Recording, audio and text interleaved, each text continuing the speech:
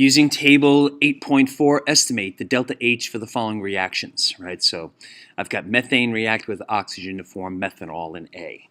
So what we do is we look at table 8.4, and this gives us estimates as to how much energy I'd have to put in to break certain bonds, right? So again, these are kind of averages. If I want to break a carbon-hydrogen bond, it's going to cost me 413 kilojoules per mole. If I wanted to break an OH bond, it would cost me 463 kilojoules.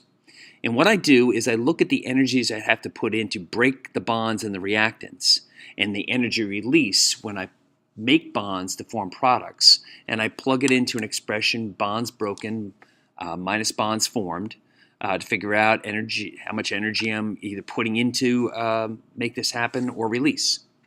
So, for example, right? So I draw the Lewis dot structures of these elements and compounds, and I look to see as elegantly as possible which are the fewest number of bonds I have to break in order to go from reactants to products.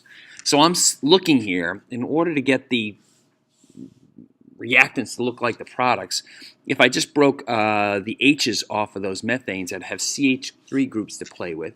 And if I broke that double bond between the oxygens, I'd have oxygens and those hydrogens I cleaved off to play with.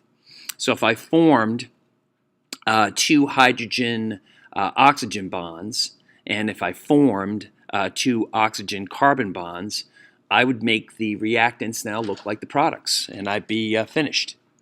So that's what I do.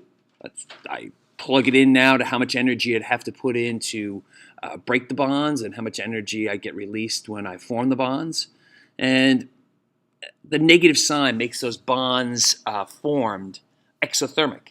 So in this situation, I'm releasing more energy than I'm putting in. So I get a negative value for my estimate on delta H.